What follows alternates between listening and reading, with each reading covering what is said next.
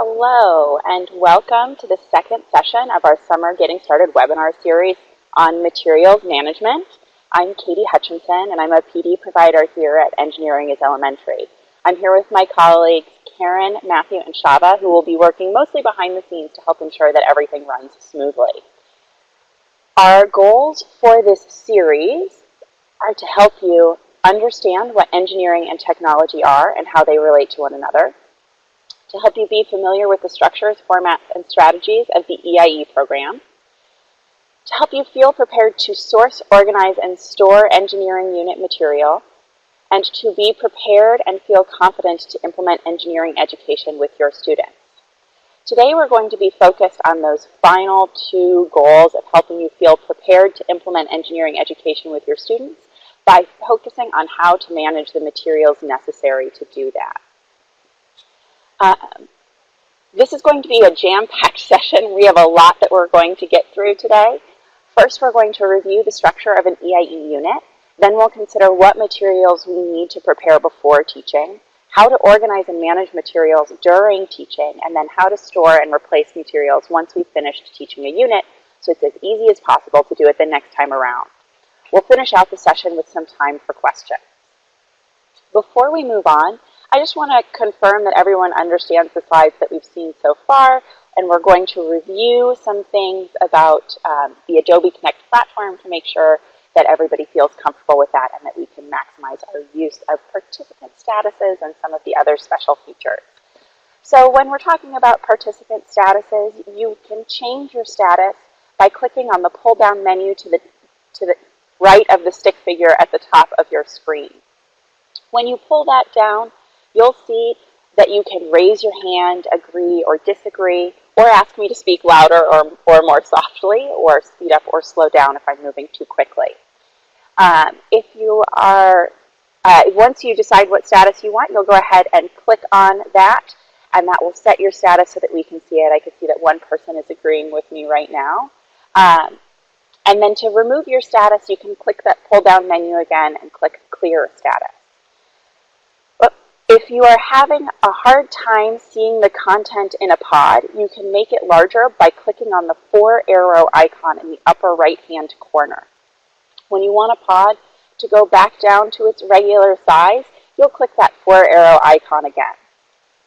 If you understood these instructions and are ready to move on, if you could please set your status to agree so that I know, that would be very helpful. But if you have any questions, you can ask those in the chat pod to the left. And most people are agreeing. I'm just waiting for a couple of more people to make sure that we are all set. Hi, Lynn. Excellent. So we're going to begin by reviewing the structure of an Engineering is Elementary unit. Before we discuss all of the material details, I thought it would be helpful to review the structure of an EiE unit, because this can help us contextualize the materials that we need for a unit and start considering what we're hoping students are going to do at each step of the way. Just as a reminder, there are 20 EiE units, each of which is aligned with a common elementary science topic. The units cover 18 fields of engineering and are set in 18 different countries. Each of these units follows the same structure. They all begin with a preparatory lesson, which is called Technology in a Bag, that helps students develop a common understanding of the definition of technology. Lesson 1 is an engineering story. For this story, the storybooks are set in those 18 different countries, and they help to introduce the students to a design challenge that students will engage in. The main character is a school-aged child, about the same age as those learners, each with different challenges, family backgrounds, and from different countries around the world. There are 10 boys and 11 girls, and the main character just happens to have an adult engineer in his or her life that can help them with solving the problem that they have identified. These teacher guides are included with these storybooks are included when you buy a teacher guide from us. So you would get one copy, but if you needed more copies, you would have to order those. An example of this is in our Water, Water Everywhere Designing Water Filters unit. Students read a story called Saving Salila's Turtle. Salila is a girl who lives in India near the Ganges River, and as she's walking along the river, she notices a turtle who's struggling because the water is polluted. She wants to take the turtle home to help it get better, and her parents agree that she can take it home only if she builds a safe home for it with clean water. Salila wants to use water from the river, but is concerned about the pollution in it. Her mother just so happens to be an environmental engineer and introduces Salila to the engineering design process. With her guidance, Salila creates a water filter and saves her turtle. Now this next lesson, Lesson 2, is a broader view of the field of engineering. This lesson originally wasn't included in the units, but after we did some piloting, we learned that upon completing the unit we already mentioned, when we asked students if they had enjoyed themselves, they enthusiastically said yes, but when asked if they wanted to be engineers, they said no. And when we pushed them on why, we learned that they weren't keen on the idea of living in India and designing water filters. So we added this lesson too, to give more examples of what engineers do in a particular field. So in this unit, the students would explore how contamination and pollution in a model town occurs, and then they would make recommendations to a town government about ways to reduce that impact. I'm seeing some questions over on the left side. I'll jump over to those in just a moment. In the model unit with Salila, so in Lesson 3, students start to gather some scientific data that's going to inform their final designs. This is also where students begin the ask step of the engineering design process. It is intended to activate prior science knowledge and to have students test and gather information about the materials that are going to be available to them and their properties for a that would impact their efficacy for a particular purpose. This is also where they'll gain some understanding about related scientific phenomena. They'll have some experience conducting tests, making predictions, and drawing conclusions. After they've completed Lesson 3, students jump into that engineering design challenge, which is Lesson 4. There, students think about how they can use what they know about the materials and their properties, their own creativity, and that engineering design process to help them design and improve a technology. And here you see two children who are designing and improving a water filter. So with all of that, we're going to get started. So before you actually get started teaching a unit, you need to pick a unit. You need stuff to teach that unit. So I want for us to think about some science topics that you cover over the course of the year and fill in that poll that you see in the center of your screen. You're only going to be able to answer have one answer submitted at a time. So if you want to add to your list, just go ahead and modify your original answer.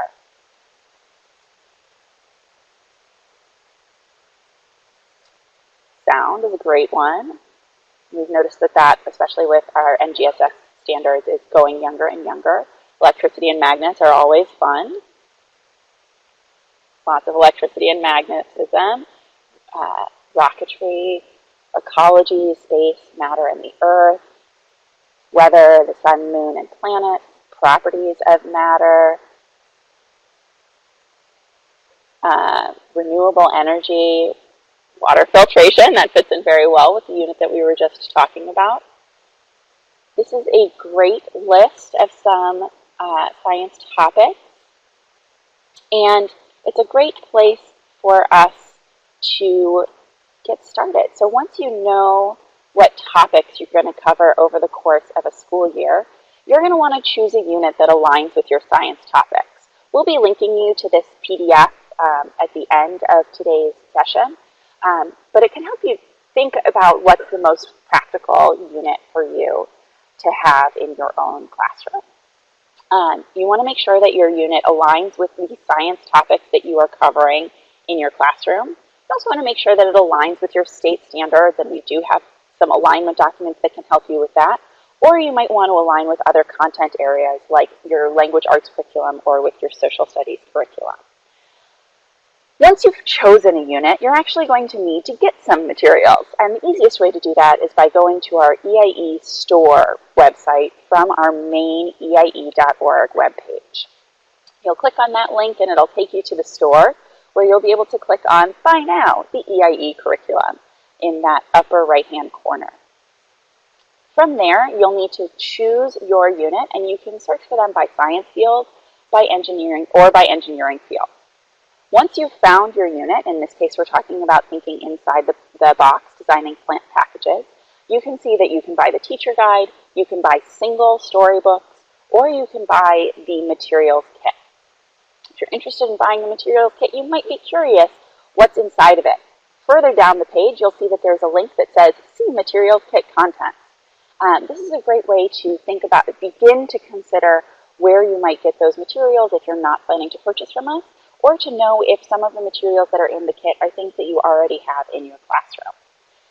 So, having a quick look at this list in front of you right now, I know it's not necessarily very large, but have a quick look. I want for you to think about where you will get some of those materials, and you can go ahead and plop those answers into the chat pod to the left.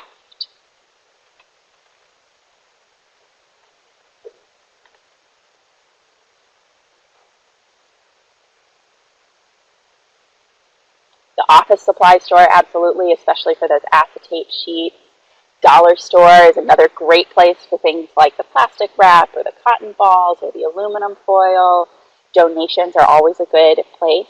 Supermarket, Amazon, that's where we get a lot of our things from when we're building up our kits. AC Moore and Michaels, those are places that you might need. The hardware store, especially for some of those more unusual materials like this one doesn't actually have that many unusual materials. Ask custodians if there's anything already available in the building. That's a great place. Your kitchen, I think that, Marianne, you might be noticing that you're going to need some juice cartons. And local markets, those are all excellent suggestions. There are a number of recyclable materials in this unit that would be very helpful to get from parent donations. And to help support you with that, we actually have a letter that comes in each of our teacher guides that you can also find in Spanish on our website, because some of those materials will be things that you would want to get from a recycling center or from parent donations. And this is just a letter that you can send home to families so that they can see both what you're working on in school and you can ask them for those specific materials that you need donated. As I said, these letters are also available in Spanish and they can be downloaded from our website. Now, we're going to go ahead and we're going to think about how to prepare those materials. And the very first thing that you need to do is read the teacher guide and give yourself some time to prepare. Once you've chosen your unit and acquired your materials, there's still a lot of work to do to get ready to teach your unit. You'll want to read through the teacher guide thoroughly so that you know what you need to do and how much time it might take to prepare for each unit. I'm going to let my curriculum expert give a quick overview with some visual images before we get more in depth on each of the topics that she mentioned. So I'm going to go ahead and play this video.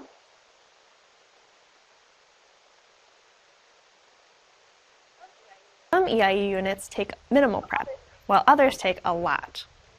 The materials you receive in your kit are all different depending on the unit you're teaching. For some units, you'll have to create individual base models for every group of students. Groups will use these models to build upon for the design challenge. For instance, you will have to build a replica of a knee for our knee brace unit, or a windmill for our wind unit. Most models you create can be used year after year. Additionally, some units require a single testing station. Testing stations allow a whole class to observe and experiment with materials and designs together as a large group. For many units, you'll also need to prepare sets of sample materials. These samples allow students to explore the properties of each material before they make their design choices.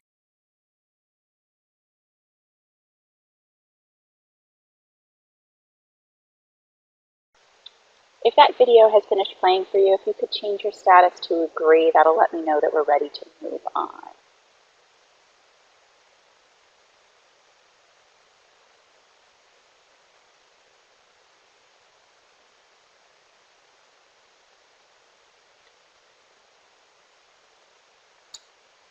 Okay, it looks like most people have seen that entire video.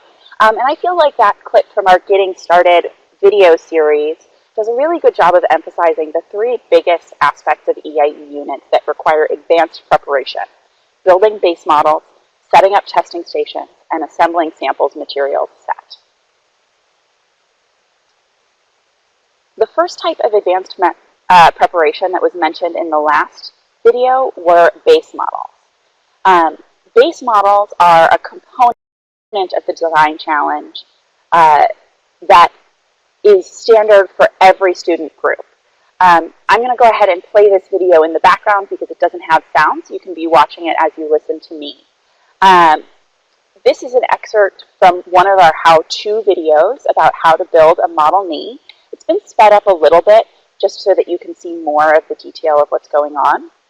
And it walks you through how to create the model knee that would be used as a part of our No Bones About It Designing Knee Braces unit. Our how-to videos typically, like I said, move a little bit more slowly and have narration, but we wanted to convey just how many steps there might be. How-to videos are only one of the ways that we give you some support in preparing base models. In the upper left-hand corner of your screen, you'll also notice a portion of instructions for assembling a solar oven base model from our Now You're Cooking Designing Solar Ovens unit.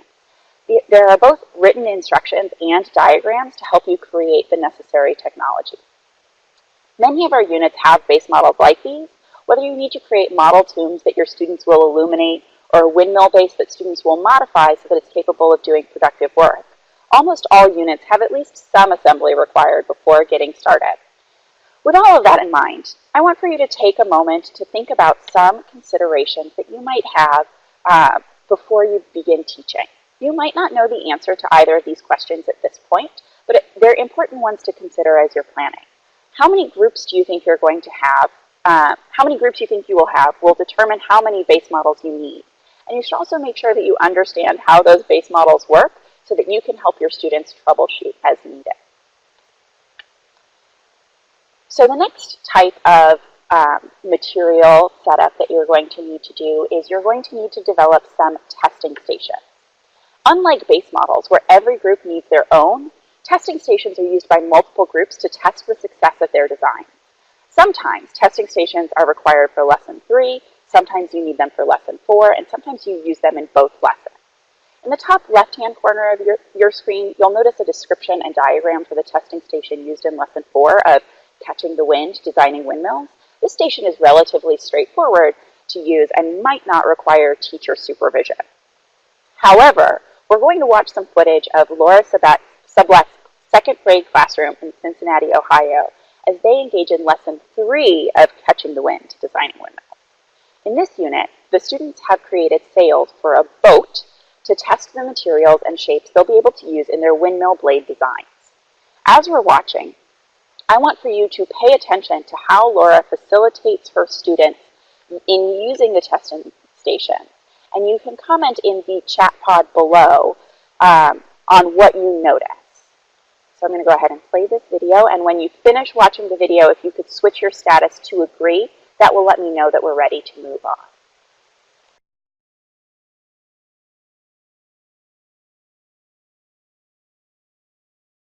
You're next. You put it on there how you want it.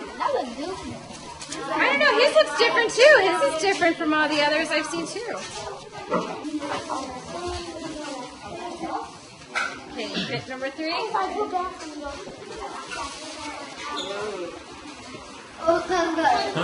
Is he catching? Look at that. Yeah, it is. Look. Back up, Kaya, watch out. Kyra. I'm trying to say Kyra. So I wonder if there's a way that you can get this side to go like how this one is. Because this side's catching really well, but this one seems like it's still having trouble. Do you think whatever you did over here, you could do over here? And does that give you any ideas for yours, since you also have 2 bags? Do you see anything he did with his that maybe you're like, maybe next time I might try that? Can you see why maybe engineers maybe work together instead of on their own? See how you can get ideas from each other? All right, Sean, good job.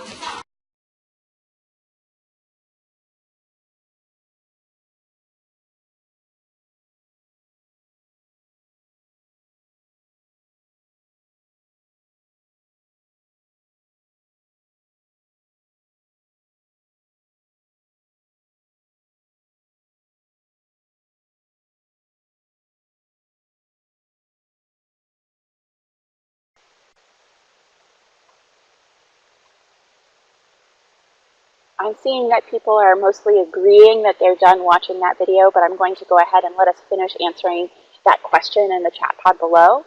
I'm really liking that we're seeing a lot of the same kinds of ideas coming up, and I want you to think about how you might do the same kind of work in your own classroom. We're going to be coming back to that in a couple of minutes when we get to the next section of what we're doing today. So what we're going to do, what I want for you to think about now is how you might use that testing station. Where would you put it in your room? And where might you not want to put it in your room? That's just some considerations that you should have in mind as you're going through a unit like this. Some of these testing stations do take up a lot of space, like that sail track we saw a moment ago. Some are much smaller, but will need to be placed somewhere in the room that students will have easy access to. We have one more step, or one more set of advanced preparation, and that is sample material sets. So in this case, once you've prepared your base models and your testing station, you're almost ready to begin teaching. The last common type of materials preparation is making those sample material sets. Students commonly use these in Lesson 3 to explore the properties of materials and begin thinking about how they might use the available materials in their final design. We're going to join Julie Mock in her first grade classroom in Stillwater, Minnesota, as they're getting ready to interact with the materials available to them as part of the Best of Bugs, designing hand pollinators. As we're watching, I want for you to pay attention to how Julie frames the materials exploration students will be engaging in. I'm just going to go ahead and press play.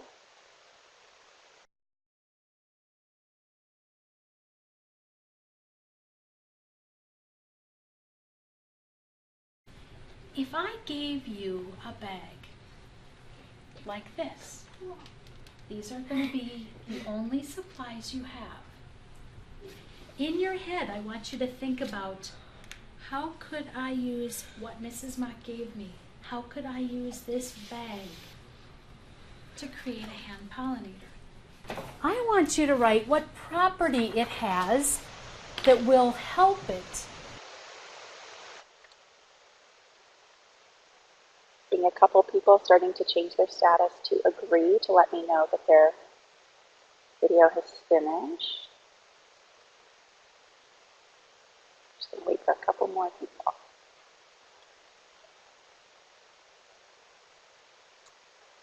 Okay, great. I feel like Julie does a really great job in this video of helping to set the stage for her young learners.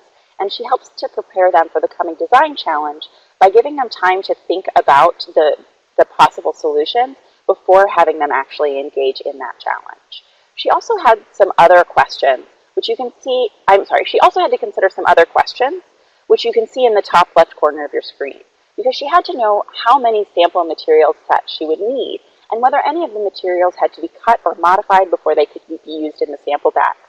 She also had to know whether any of those would be consumed or modified during student exploration. So in this case, the students actually do test with each of those sample materials after they explore them.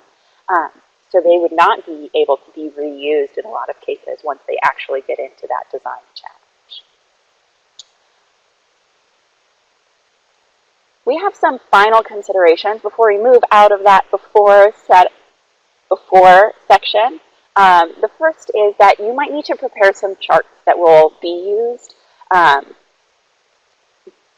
when you're completing things with your students.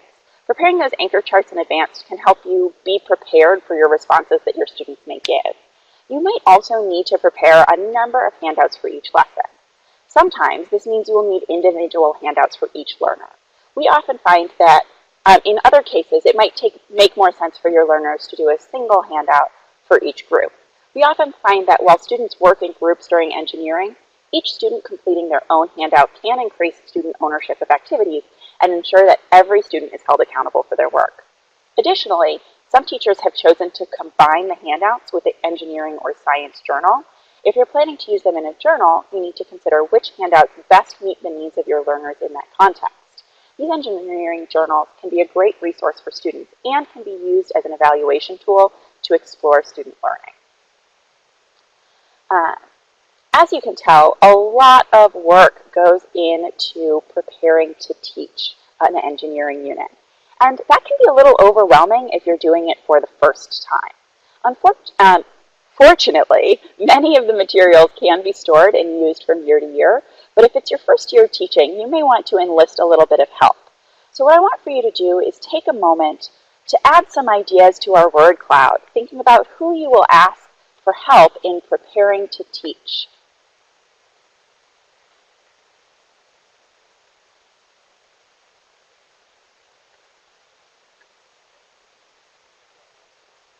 Custodians, they're a great resource. Your students, absolutely, especially older students, a science coordinator, other teachers in the building, other team members. These are great lists. You can answer as many times as you want. The EiE website, we can help a little bit. Parents are another really great resource. We often see that. Lots of people saying students, science coordinators. Your co-teacher is an excellent idea. Great, so you can see that students are a really common suggestion. Parents are another good suggestion. Other members of your community, I definitely used to ask my friends to help me prepare things for when I was teaching. As you can tell, there are lots of ways to get additional support as you're preparing to teach. But just because you're done preparing doesn't mean that you're done with all of that materials management. You need to start to think about what you're going to do during the unit, because materials management and classroom management go hand in hand. You've finished preparing all those materials and you know that you need to be ready so that your students are as focused and productive as possible. So there are 5 factors that you'll need to keep in mind during instruction. Materials distribution, managing those testing stations we mentioned earlier, how to share class data and ideas, a materials store, and where you're going to store your designs in between iterations.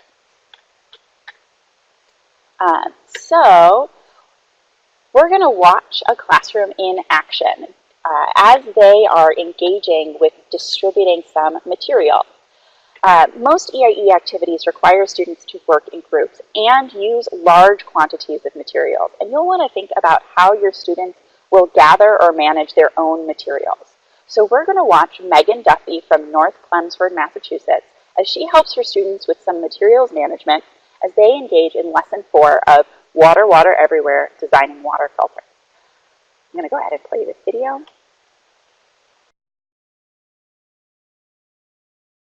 Here's one. And is that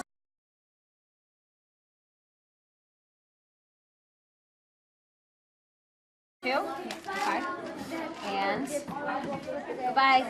Pleasure doing business with you. One set of paper filters. One set of paper filters. Here you go. And plus? Here's your $16. Oh, thank you, ma'am. I have a cup of gravel. Okay. Here's your cup. Is that all? No? Okay. Hi, Annie. What do you need?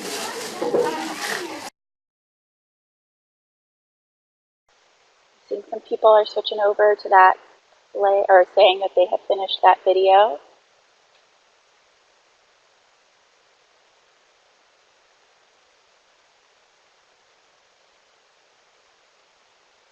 Great. I'm seeing that most people are agreeing that they have finished that that video, and yes, they do use imaginary dollars. This is also an example of a materials store. I'm hoping that you noticed that Megan had her students use large plates to carry their materials from that materials store back to their groups.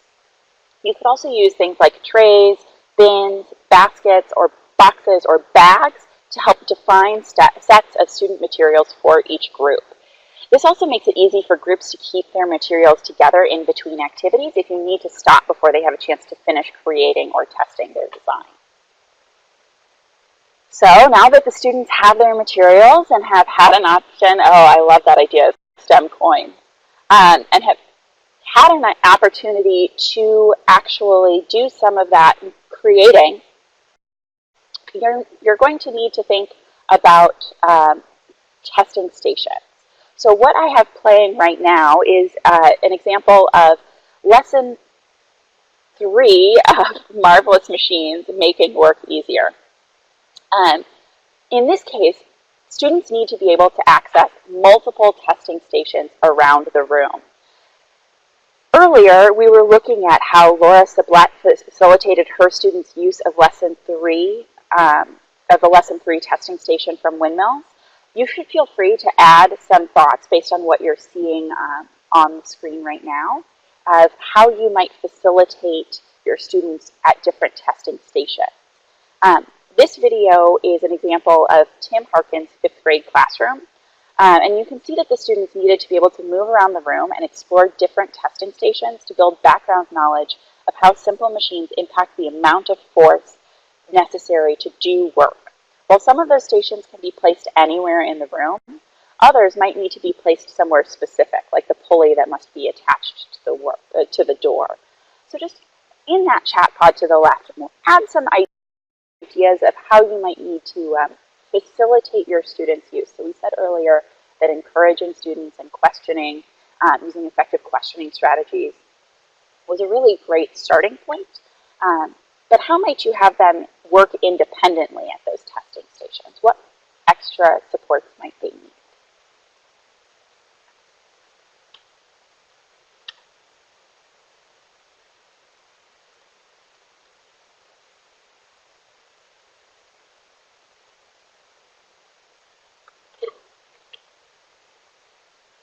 Seen a couple people thinking about some answers.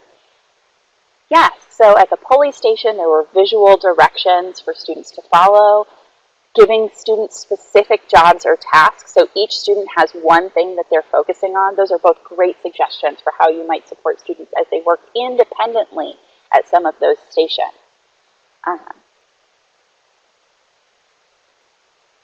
Yeah, directions at each station, having an adult class volunteer, assigning cooperative learning roles to students. I always loved doing that in my classroom. Going to each group and talking with each student, making sure that you call out the thinking that they're doing. Absolutely, those are great suggestions. Just waiting for one more person to finish adding their thought here, and we're going to move on to our next topic.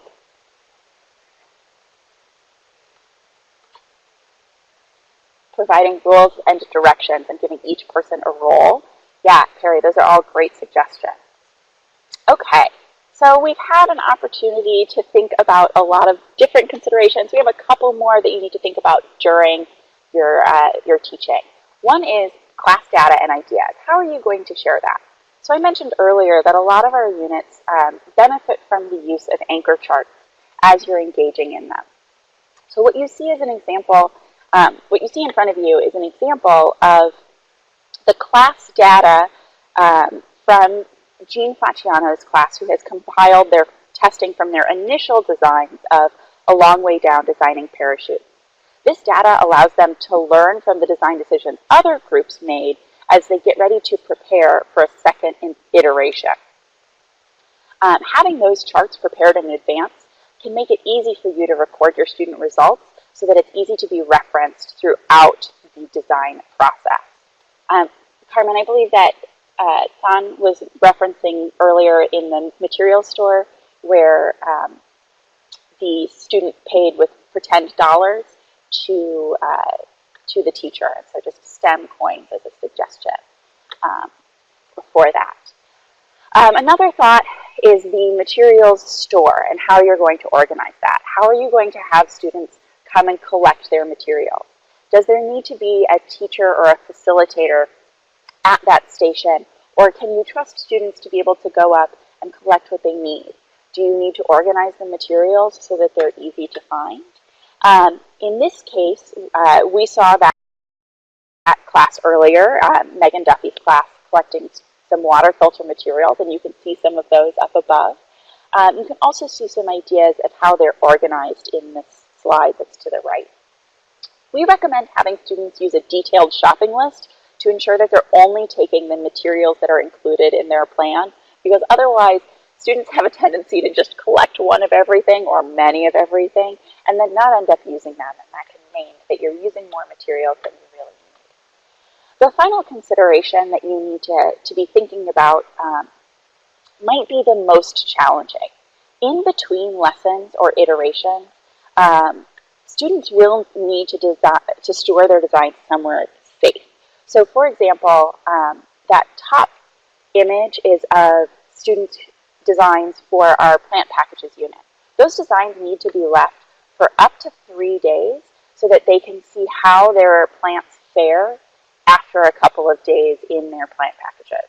That middle image is of students testing their model membrane designs, and those need to be left overnight. So you need to think about where you're going to place them in your room so they're not disturbed overnight. And down below, you'll see that's from our Designing Walls unit, where students need to be able to store their designs long enough for them to dry fully. As you can see, you really need to think about those and how you're going to protect those from damage in the meantime. So, you've taught a unit, so now you're done, right? Mostly. You still need to think about where you'll store materials between years or between unit times. You also need to think about how you'll replace materials that have been consumed. First, when it comes to finished designs, you'll want to make sure that as many of the base models and testing stations can be saved as possible. This will keep you from having to reassemble from year to year. All EiE kits that you purchase from us come in labeled clear plastic tubs. This makes it really easy to see the materials that you have and which unit they belong to. We like to combine the materials that are used for a given lesson into labeled bags so that it is as easy as possible for us to implement the next time around. You can see 2 examples of that on the bottom of this slide. We think that using sealable plastic bags can help keep things like clay from drying out over time.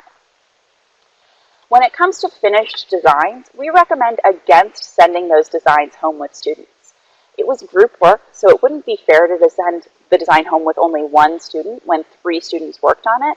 It also makes it hard to reuse things from year to year if you're sending them home with your kiddos. We recommend instead taking a photograph of that student design and then breaking them down into their components.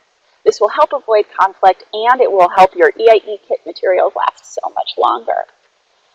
Some materials, however, will likely be consumed and you will have to replace them before you can do the unit again.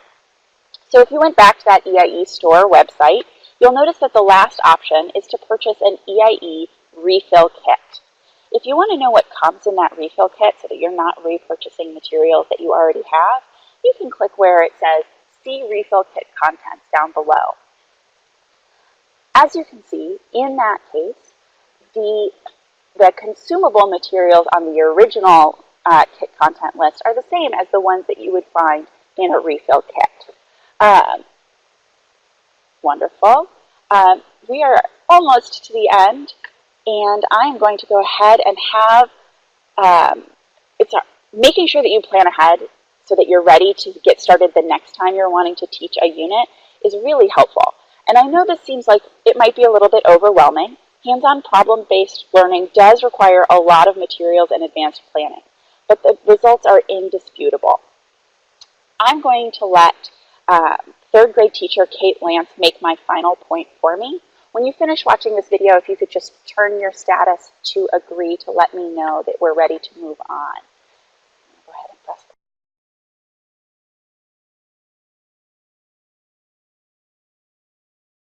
The process, it does take time, but I'm making the base models and I'm realizing I can use these year after year after year. And then another point that's really, this is the one for me that's so important, is when the kids get the base models and they start putting the design challenge to work, it's really authentic, it's engaging, they're collaborating, they're using the models as a forum for conversation and working together and failing and then trying again. And yes, it is a lot of work, but in the end, it is so worth it.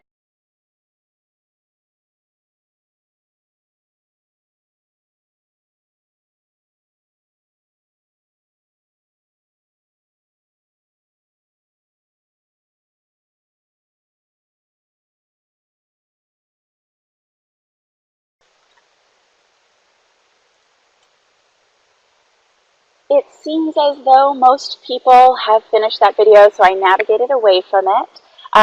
I feel like Kate Lance did a really good job of summing up our feelings on all of that. That's our session, but I wanted to take our final few minutes to answer any remaining questions that you have. If you have questions, you can go ahead and drop those in that chat pod in the center of your screen. I know I do have a couple of questions that I'm going to address in just a moment. This was our last webinar as part of our Getting Started series, but in November we're going to have a couple of exchanges. Those are more in depth. One is on effective questioning in the classroom, and the other is on meaningfully integrating STEM subjects together. If you're interested in those, you can get more information at eie.org/onlinepd. You should also feel free to follow us on social media. We do have a Facebook and a Twitter. We love seeing what people are doing in their classroom. There are a couple of helpful documents that you'll see on the right side. One is a brochure just about EiE in general, and the other is that PDF I mentioned earlier of how to choose a unit. We are about to push you out to a very short survey about this offering. This is the first time that we've run a session like this, and that survey will help us make sure that we're meeting our goals of providing high quality information and content to you and other educators like you. So if you could take a moment to fill out that survey, it would be super helpful to us. So I'm going to go ahead and push you out to that. It might pop up in front of your screen, and if that's not something you're ready for, you can go ahead and just jump back to this page as I continue to answer some questions. I know that one question that Heather had was that she was wondering how we could shorten the stories. We know that they take a long time to read, and if you're only seeing students once a week, that can be a real challenge. So one suggestion that we make is having the teacher who they're spending most of their time with, or their reading teacher, read those stories with them instead, because that can help them see the connection between your science class or your engineering class and other disciplines. However, we know that that's not necessarily a possibility for every teacher. Other suggestions that we have are that you can use the storybook images to help you do a retell of the story, making sure that you include the most important points. We do also have a new initiative coming up that we're very excited about, where we are digitizing the storybooks. And as part of that initiative, we're also making a modified version of them, where the content remains the same, where they have the same kinds of vocabulary, the same science and engineering content, but the language is just a little bit simpler and a little bit more abbreviated to help meet the needs of teachers like you or of younger learners. So hopefully you'll find those helpful, and if you're interested in piloting those, you should definitely make sure that you're signed up for our newsletter. You can do that through the link at the top. If there are any other questions, I'm happy to answer those now.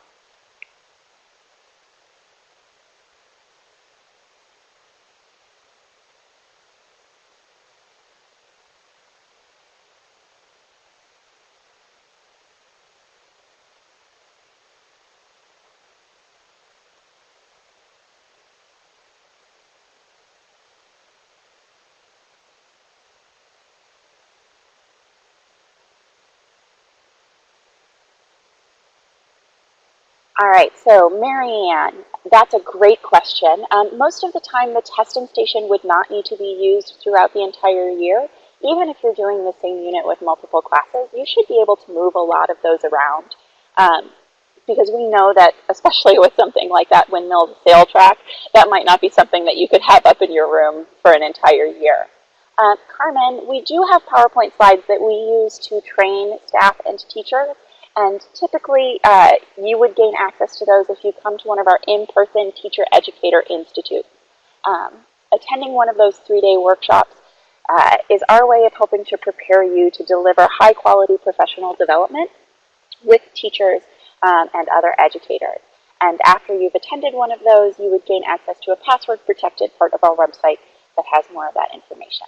If you'd like to sign up for one of those, I believe someone is probably going to be linking to one of the to that website, where you'll see when our upcoming TEIs, Teacher Educator Institutes, are happening.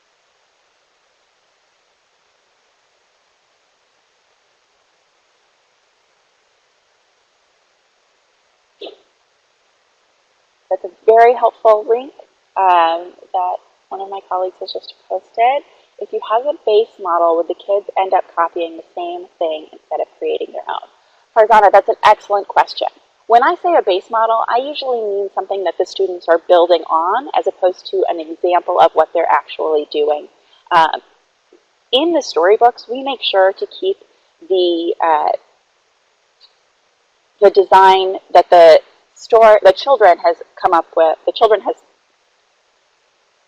with very vague, so that they don't see an example of a successful design before they get started. We also often do not have them see what we would design in that case. Instead, just giving them something to build on so that they're using what they learned in those earlier lessons to help inform their final design. Oh, lovely. I'm so glad that you were able to join us here. It was lovely meeting you down there. And I hope that you'll continue to come to these events in the future.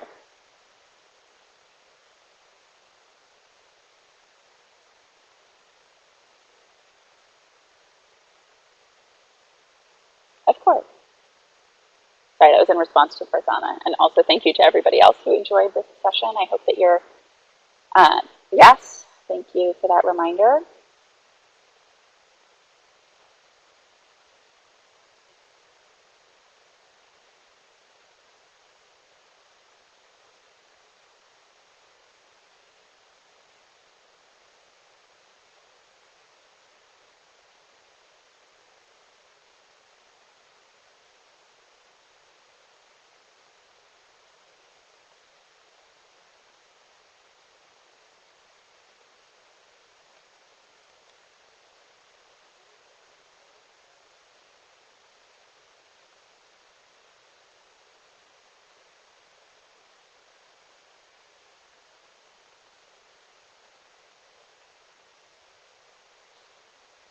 Thanks, Barry. We always like hearing that. Farzana, I believe that typically in Massachusetts, at least, you have to attend a workshop that is 9 or more hours for it to count for a PDP. And I think that that's what we are aligned with. If you need an email saying that you have attended these 2 sessions, that is something that we should be able to provide. You can just email us at that or at the email address that you see to the left.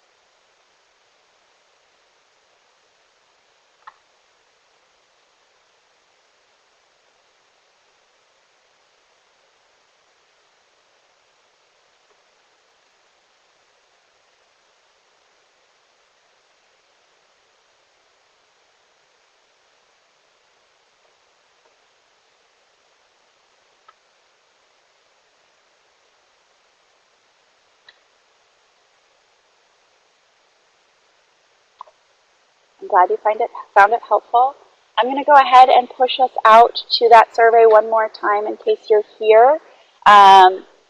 If you have any additional questions, please feel free to go ahead and plot those into that chat pod or email us. That's the best way to get a hold of us.